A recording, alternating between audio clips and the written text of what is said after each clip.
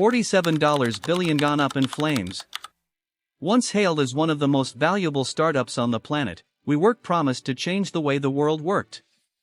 Its founder believed he was a visionary or perhaps even a messiah destined to solve global problems.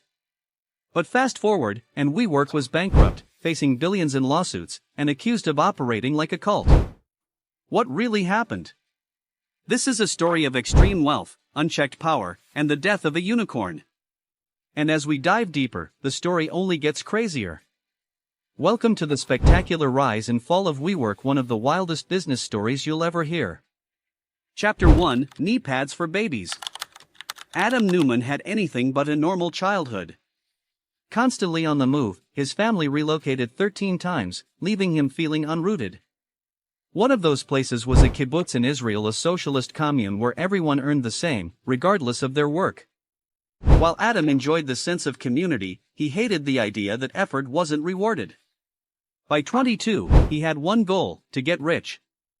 So in 2001, he moved to New York, convinced it was the land of opportunity. His first business idea? A women's shoe with a collapsible high heel. High fashion turned into flats. He quickly found a Chinese manufacturer, but the product was a disaster. The first person to test the prototype nearly sliced their finger off. Ugly, dangerous, and destined to fail, the idea went nowhere. Frustrated, Adam drowned his sorrows with friends. Over beers, someone joked, "Why don't baby clothes have knee pads? Babies crawl on hard floors all day."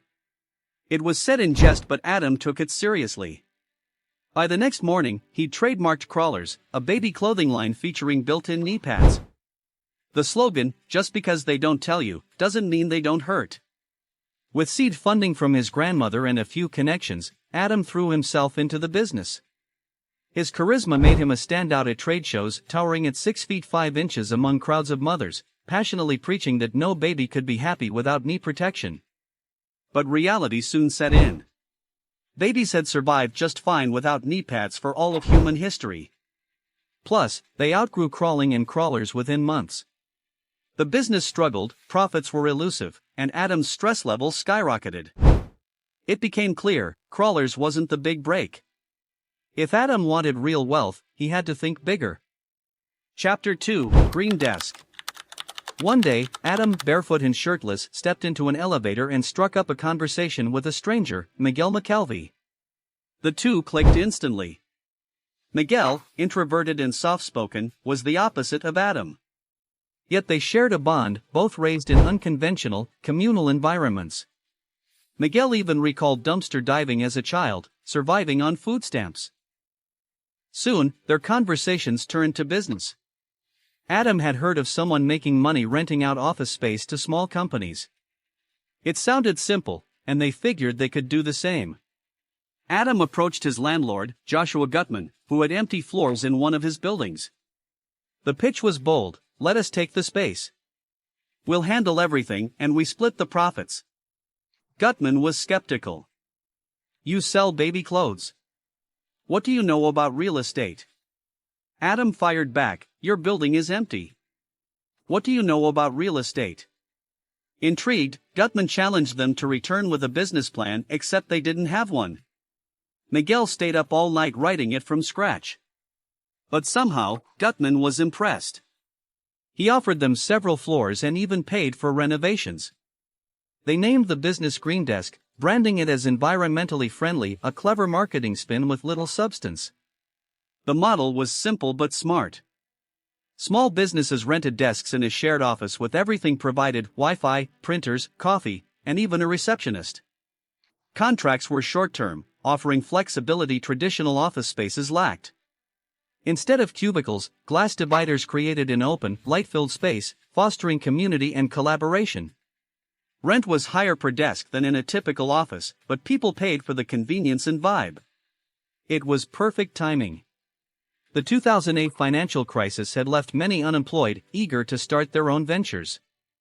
Green Desk gave freelancers and startups the ideal place to begin: no long leases, no hassle. The concept took off. Tenants loved the atmosphere, and Adam and Miguel made it even more appealing by hosting lively networking events that doubled as parties. The building filled fast, 350 tenants in total.